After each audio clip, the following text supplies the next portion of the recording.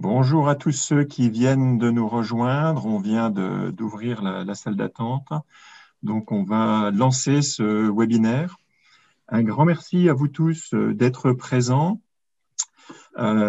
Et sans attendre, pour introduire ce séminaire, je vais donner la parole successivement à Andrea Baranzini et à Jonathan Normand. Donc, Andrea, la parole est à toi. Merci beaucoup, François Sibyl. Bonjour à toutes et à tous.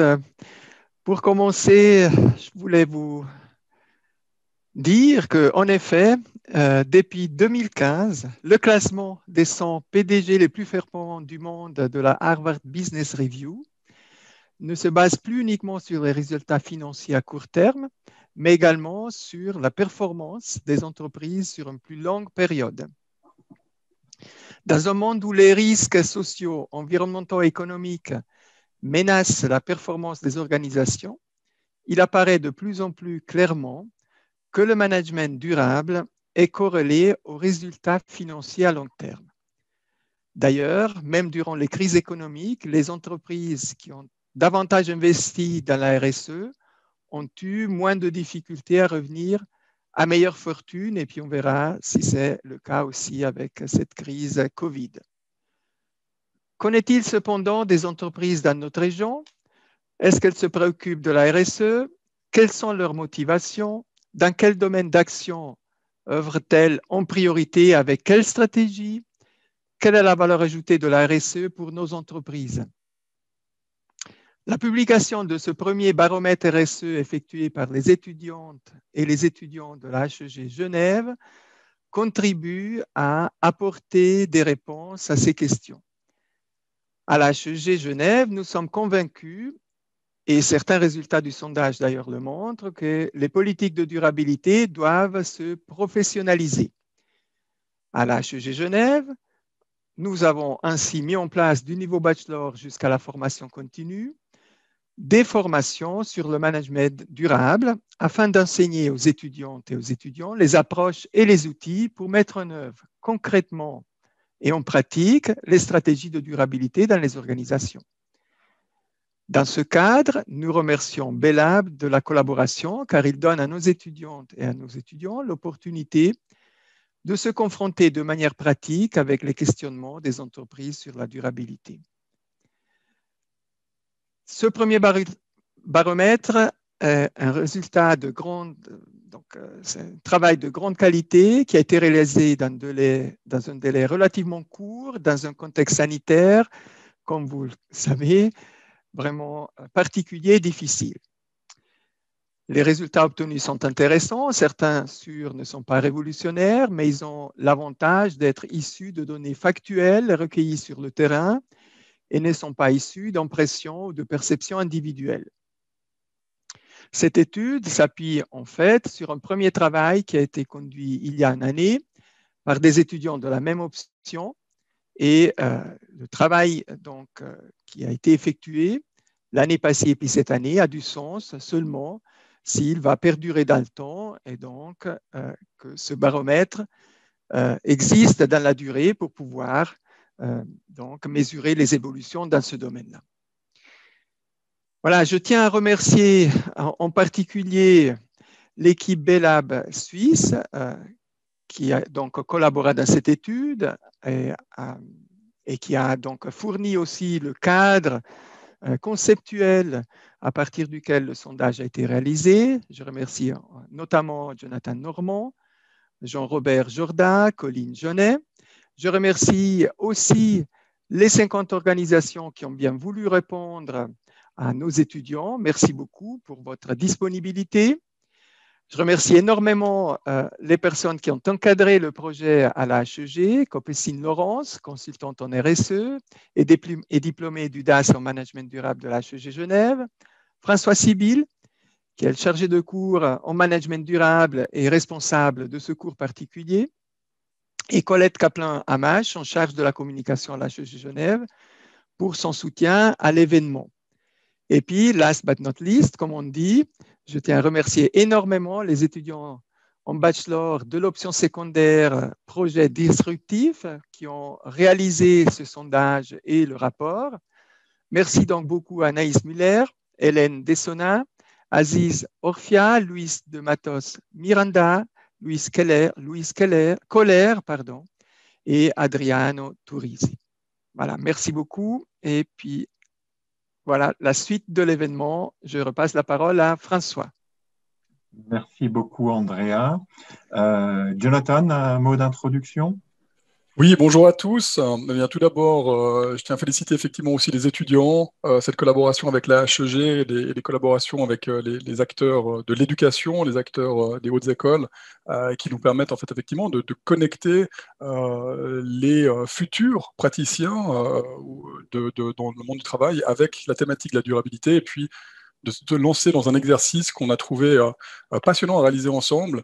Oui, on fournit des outils de la méthodologie, et puis de l'autre côté, il y a effectivement cette transmission pour, dans une approche qualitative, d'essayer de limiter au maximum le subjectif. Hein. Et je pense que c'est très important dans le regard de cette mission, et en tout cas dans la théorie du changement de Bilab, d'accélération pour passer à l'action et avec des éléments mesurables, d'avoir cet écart entre l'élément subjectif et qualitatif qui soit réduit. Et c'est, je pense, quelque chose que vous pouvez déjà vous féliciter, qu'on peut féliciter les étudiants, et en même temps aussi les entreprises qui se sont soumises à l'exercice, qui est vraiment, je pense, une première très intéressante qui vient compléter d'autres études qui ont été faites ici en Suisse, mais avec justement un prisme qualitatif. Donc pour cela, on est très fiers et très contents en fait, de pouvoir l'avoir fait ensemble. Et qu'est-ce que j'aimerais en fait aussi amener dans mon introduction, c'est que en fait ce baromètre et cette démarche qui est faite, qui tend et je l'espère pouvoir aussi se démultiplier, c'est un vrai instrument pour soutenir cette dynamique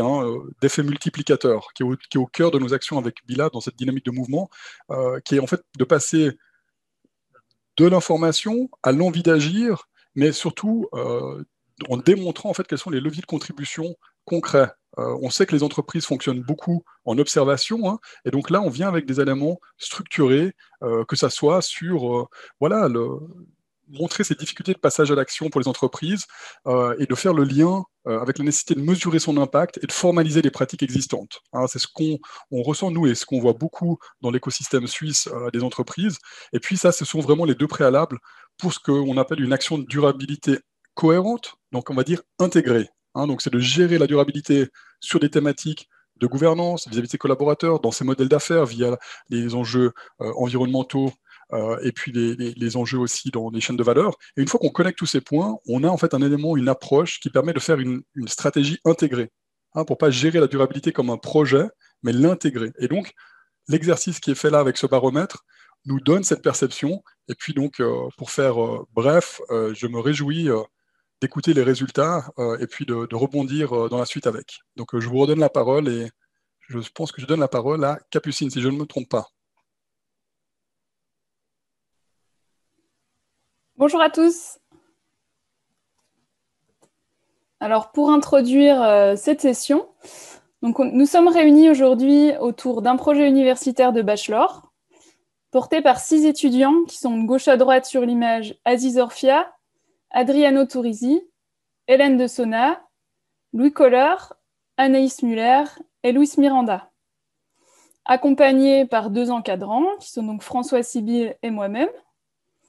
Ce projet, c'est également un partenariat avec l'ONG Bilab Suisse, la participation de 50 organisations en Suisse romande, principalement des entreprises, qui ont été interrogées par entretien téléphonique entre février et mars, dans une période post-Covid, pour aboutir donc sur la création d'un baromètre des pratiques RSE, et aujourd'hui un webinaire pendant lequel les étudiants vont vous présenter les résultats principaux de leur étude. Donc je passe la parole à Anaïs donc, pour nous parler de gouvernance. Merci. Merci Capucine. Alors, par gouvernance durable, on a cherché à savoir si les entreprises interrogées, elles ont mis en place une politique RSE ou défini des axes d'action en termes de durabilité. Et seulement 20% des entreprises interrogées n'ont pas défini d'action en faveur d'un développement durable. Et parmi les 80 autres pourcents, les axes prioritaires sont par ordre de priorité la réduction de l'empreinte carbone, la mise en place d'une politique d'achat durable, l'implication accrue de la gouvernance, une meilleure transparence, la diversité et l'inclusion, puis pour finir le bien-être des employés. Bien sûr, les entreprises, elles s'engagent aussi dans d'autres domaines, mais ce sont les principaux cités. Donc, lorsqu'on a demandé aux entreprises si elles ont mis en place des indicateurs pour mesurer les aspects sociaux et gouvernementaux, il est ressorti qu'un peu plus de la moitié des entreprises mettent en place ce type de mesures et 40% des entreprises ne mettent aucun indicateur sociaux ou environnementaux en place. Ce sont les entreprises de services qui mesurent le plus ces deux aspects et les entreprises de production, elles, mettent avant tout en place des mesures environnementales plutôt que sociales. Donc, la plupart des entreprises, soit 78%, mettent en place des actions RSE de manière formelle ou informelle. Mais parmi ces entreprises, 18% disent mettre en place des actions, mais sans avoir structuré leur démarche, soit sans l'avoir vraiment formalisée. Mais comme on voit sur le graphique à l'écran, le chiffre d'affaires, il impacte peu la mise en place d'actions RSE et les entreprises ayant un chiffre d'affaires inférieur à 5 millions de francs suisses mettent tout autant en place des actions que celles avec un chiffre d'affaires qui est plus élevé. Et enfin, 71% des entreprises indiquent qu'elles ont identifié leurs parties prenantes. Et parmi les plus citées, on retrouve donc les actionnaires, les communautés locales, les pouvoirs publics, les collaborateurs, les clients et enfin les fournisseurs. Et le dialogue avec les parties prenantes, il est essentiel dans une démarche RSE parce qu'il faut prendre en compte les intérêts et répondre aux attentes de ces parties prenantes. Donc, il est important de les identifier. Mais il y a seulement 6% des entreprises qui ont établi une cartographie complète de leurs parties prenantes. Du coup, vous devez vous demander pourquoi il est si difficile de mettre en place une démarche RSE dans un monde où les crises économiques, sociales, culturelles, environnementales et sanitaires se succèdent.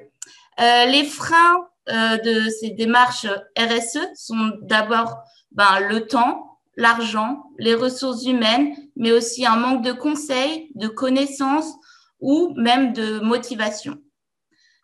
Voilà, du coup, je vais passer la parole à Hélène pour vous parler des ressources humaines. Merci. Merci Anaïs. Alors, avec Aziz, on s'est concentré sur la partie ressources humaines des organisations. Donc, pour commencer, on voulait savoir si les organisations avaient des politiques RH au sein de leur entreprise, comment elles dialoguaient avec les collaborateurs et comment étaient transmises les informations en général, donc le règlement, le code de conduite de l'entreprise, etc.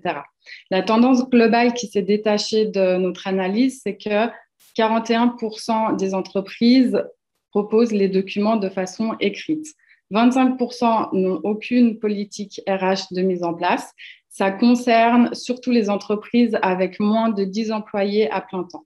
Ensuite, 16% disposent d'une plateforme intranet où les collaborateurs peuvent trouver tous les documents dessus.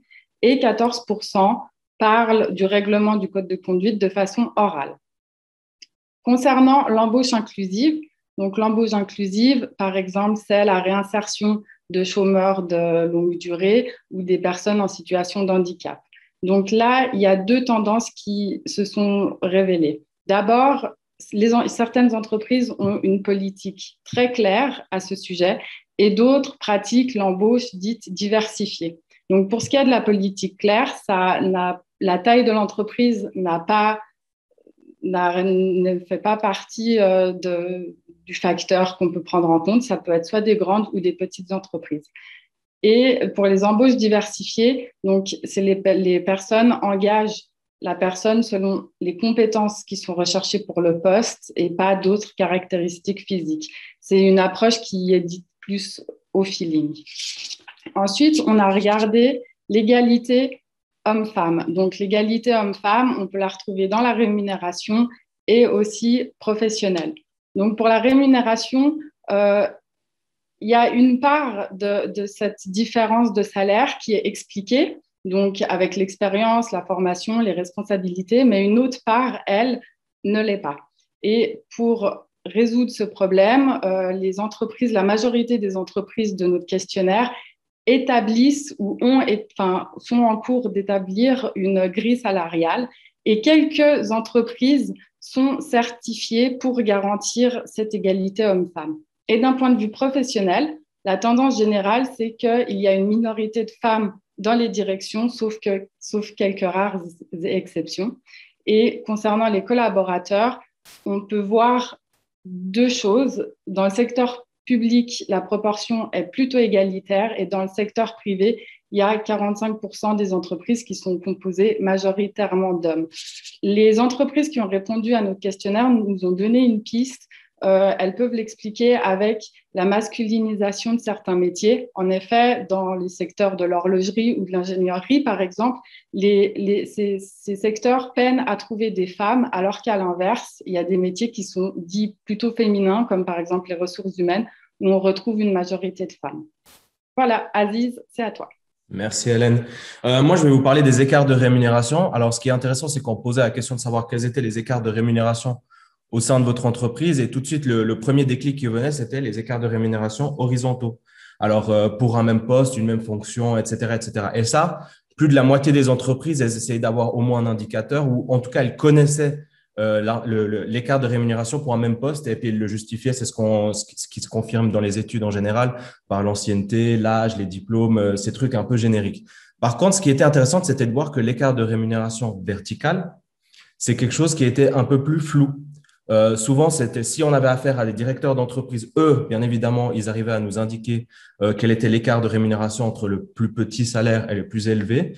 Et ce qu'on a pu constater dans les entreprises interrogées, c'est que l'écart de rémunération le plus grand, c'est de 1,14.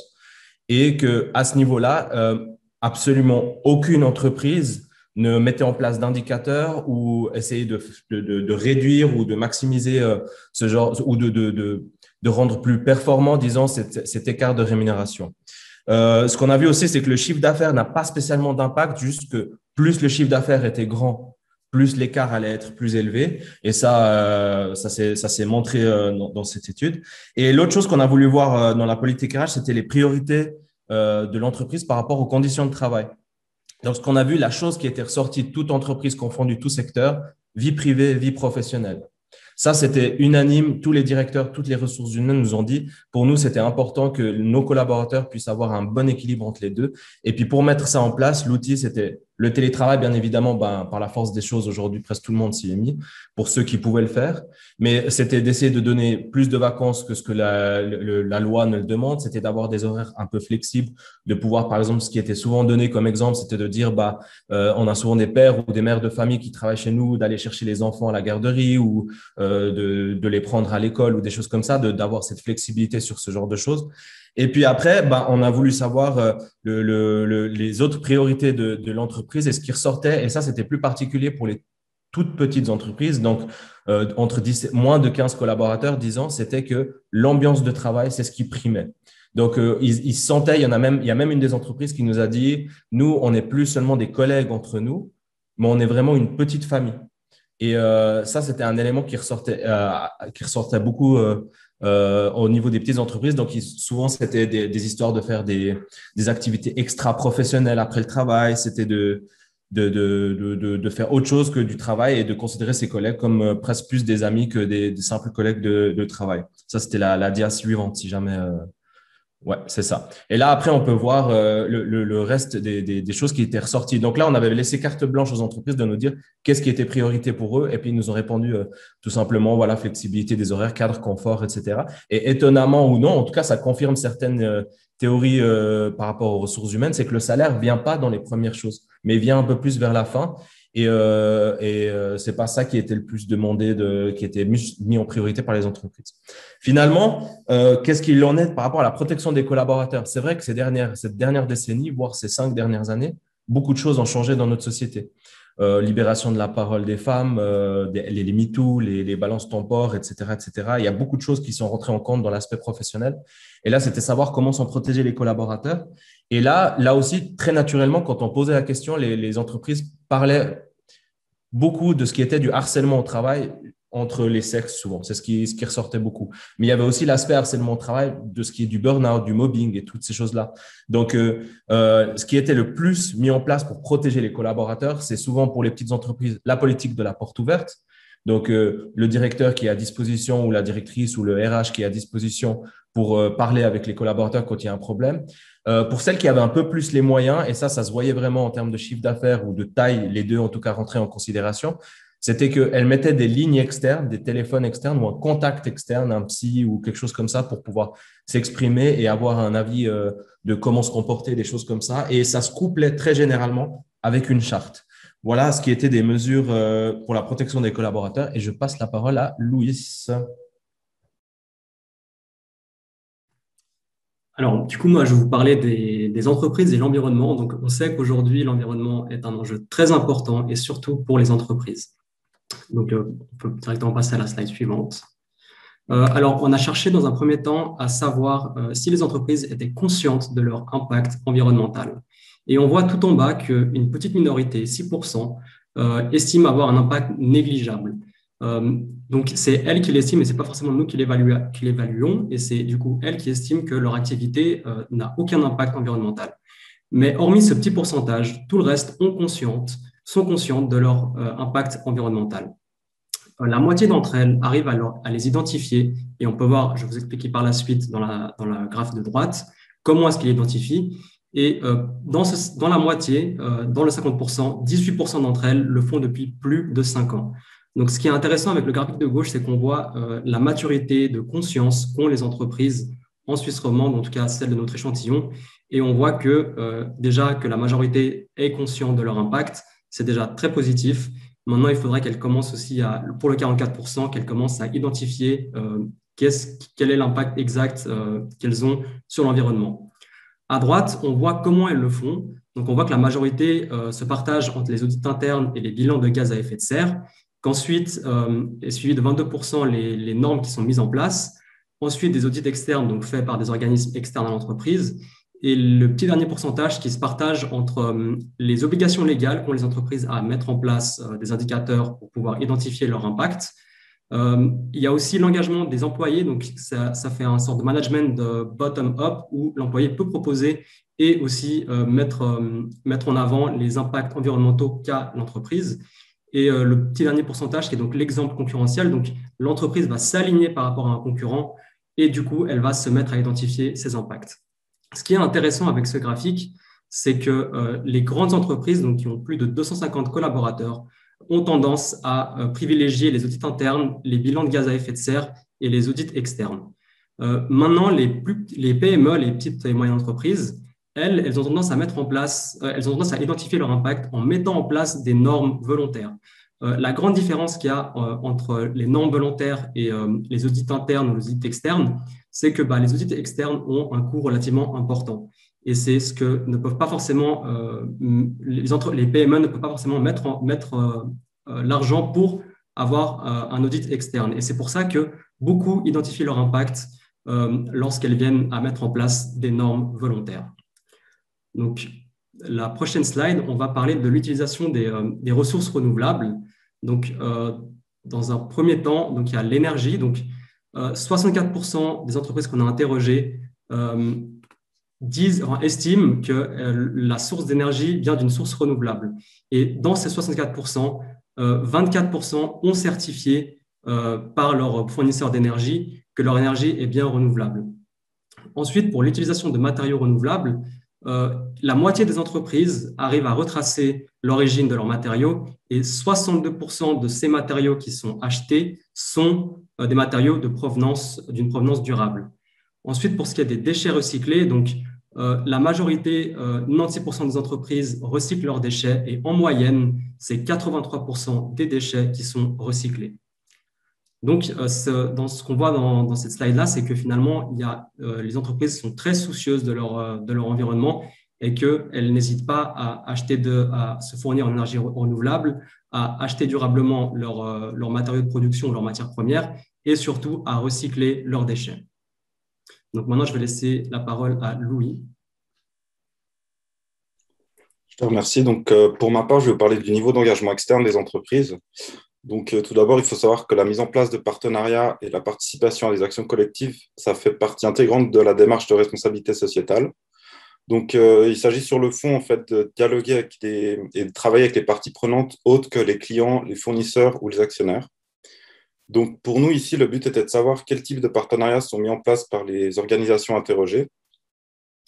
Donc, comme on va le voir sur le premier graphique, premièrement, on va retrouver les collaborations avec les acteurs publics locaux, donc comme les cantons, les villes ou les communes. Donc là, le dialogue avec les entreprises va s'axer sur des sujets pertinents pour l'intérêt de l'entreprise, donc tels que la transition énergétique, la mobilité ou encore le développement de l'économie locale. Ensuite, on retrouve les partenariats avec les écoles, donc tout ce qui concerne les HES, les universités suisses ou les autres écoles. Et là, l'objectif va être de favoriser l'inclusion des étudiants dans le monde professionnel, mais aussi pour soumettre des problématiques et des cas d'études d'entreprise aux universitaires. Ensuite, on a les mécénats et d'autres actions collectives, donc qui vont être soit liées aux problématiques du territoire d'implantation, telles que les projets sanitaires, la culture et les loisirs, ou encore liées au soutien de leur activité, donc avec la recherche et développement, ou encore au sein d'associations professionnelles. Donc, en plus de ces premiers engagements, on voulait aussi savoir la contribution des entreprises aux objectifs de développement durable qui ont été donc adoptés par l'ONU en 2015. Donc, on en est donc 17 et ils appellent en fait tous les pays à combattre le même but, donc de parvenir à un avenir meilleur et plus durable pour tous. Donc, au niveau des entreprises interrogées, on en compte 73% qui disent intégrer ces enjeux de développement durable dans leur politique. Et ici, on peut retrouver les 7 enjeux qui sont le plus cités par justement ces entreprises. Donc ensuite, le deuxième sujet était de comprendre comment les entreprises vont choisir leurs fournisseurs. Donc pour ce faire, on a questionné donc les entreprises pour savoir si elles tenaient compte de la durabilité de leurs fournisseurs. Et en effet, 63% des entreprises affirment que leurs fournisseurs sont certifiés durables. Et pour le savoir, donc, elles procèdent à plusieurs évaluations. Donc, un peu moins de 40% des entreprises ne mettent aucune mesure en place et se basent uniquement sur les dires de leurs fournisseurs. Ensuite, on a un peu plus de 30% des entreprises qui se basent sur le partage de leurs propres valeurs ou de chartes avec les fournisseurs. Donc, ils vont être sélectionnés comme ça. On a environ 15% des entreprises qui exigent des labels de durabilité venant de leurs fournisseurs. Ensuite, 10% procèdent à des questionnaires directement, questionnaires donc et dialoguent avec leurs fournisseurs. Et enfin, 4% des entreprises procèdent à des audits externes pour avoir vraiment la certification que leurs fournisseurs soient durables. L'évaluation des fournisseurs a aussi un lien avec le secteur d'activité dans lequel les entreprises se positionnent. Donc ici, on peut voir qu'au niveau des administrations publiques, de la production d'énergie et du transport, 100% des entreprises procèdent systématiquement à des évaluations. Ensuite, au niveau des activités immobilières, de la construction et des infrastructures, on voit qu'à peu près la moitié des entreprises procèdent à des évaluations. Et enfin, un peu plus de 30% des entreprises dans la santé sociale ou encore dans les autres activités de service ne procèdent pas totalement à l'évaluation de leurs fournisseurs. Donc voilà pour ma partie, je vais passer la parole à Adrienne. Merci Louis. Donc, nous allons maintenant aborder les thèmes liés à la transparence des affaires comme la corruption, l'éthique, les valeurs ainsi que les conflits. Donc, commençons par la corruption. Notre étude nous permet de distinguer 3 approches différentes concernant les systèmes de signalement et la prévention contre la corruption. Donc, il y a l'approche formelle où des systèmes de signalement avec protection des lanceurs d'alerte, des signatures de documents spécifiques à la corruption et audit, entre autres, sont mis en place. Ensuite, il y a l'approche informelle où l'aspect de la corruption est plutôt évoqué à l'oral et indirectement en lien avec les valeurs et l'éthique de l'entreprise, ou plutôt dissous dans la charte de l'entreprise. Et pour finir, l'approche sur mesure, cela signifie que les entreprises n'ont pas mis en place une politique officielle et qu'elles vont agir au cas par cas et mettre des sanctions selon la gravité.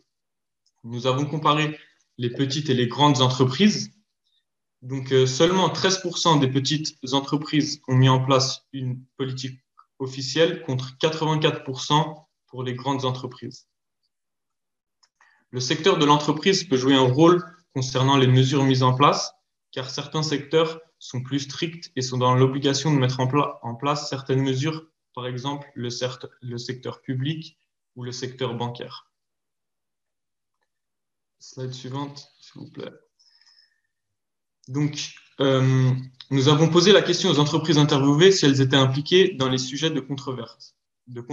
Ces sujets qui font débat ont un rapport avec l'alcool, la pornographie, les armes, les OGM, les jeux d'argent et le pétrole, pour ne citer que. Donc, 6% ont répondu être impliqués dans la production ou le commerce de l'alcool, et donc la quasi-totalité des entreprises interrogées ne sont pas concernées par ces sujets. On va maintenant passer aux conflits, litiges et sanctions. Donc, les chiffres dont je vais tout de suite vous parler concernent les 5 dernières années. 80% des entreprises qui nous ont accordé un entretien n'ont rien à signaler. 14% ont fait face ou ont réglé un litige ou une sanction durant les 5 dernières années. Et 6% ont fait face à un accident mortel. Ces chiffres peuvent notamment s'expliquer par le secteur d'activité. En effet, il y a plus de risques pour certaines activités, comme par exemple dans les métiers de la santé. Je vais maintenant donner la parole à Madame Laurence.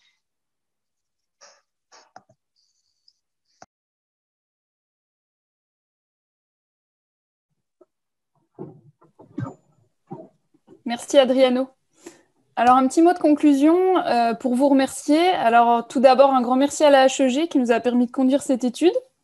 Un grand merci aux étudiants qui ont fourni un travail remarquable, aux entreprises pour leur collaboration et leur temps. Merci à Bilab pour le partenariat et merci à vous bien sûr pour votre attention. Alors c'est un travail qui apporte des données factuelles sur les pratiques RSE en Suisse romande, comme le précisait Andrea en introduction, et qui corrobore des constats déjà dressés par 3 autres études récentes, qui sont l'étude CCIG de 2019, l'étude HEG en partenariat avec Oprisco conduite en 2020 et publiée en 2021, et l'étude CCIG en partenariat avec la HEG et l'IREC conduite également en 2020 et publiée en 2021. Donc ce baromètre aujourd'hui présenté complète ces travaux et nous apporte donc désormais des perspectives post-Covid. Et bien sûr, ces données ne prendront du sens que dans la durée. On va tout doucement arriver à la clôture de ce webinaire. Prenons un tout petit peu de recul pour se dire, voilà, on a là de l'information collectée sur le terrain sous forme d'interview, mais ça reste de l'information déclarative. Soyons humbles quant à l'information qu'on a pu collecter parce que on n'a pas d'idée du niveau de déploiement des pratiques qu'on a pu nous partager. On table sur la grande confiance qu'on peut avoir avec les interlocuteurs qu'on a eus, mais même eux, à un moment donné, peuvent être, comment dirais-je, un peu aveuglés par leur volonté, leur motivation à mettre en place des choses. Après, le niveau de déploiement jusqu'au bout, dans tous les secteurs, etc. Voilà, ça, c'est une autre question qu'il faut aller mesurer, évaluer sur site et dans la durée, etc. Donc, un grand merci à tous, un grand merci surtout aux 6 étudiants de l'option qui travaillent et qui se forment en management durable et qui terminent là maintenant, dans les semaines à venir, leur formation. Donc, un grand merci à vous pour ce travail exceptionnel et à tout le monde. On se dit rendez-vous à très bientôt pour les éléments que vous pourrez consulter à distance et pour de nouvelles mesures complémentaires et de nouvelles informations à partager. Merci beaucoup à tout le monde.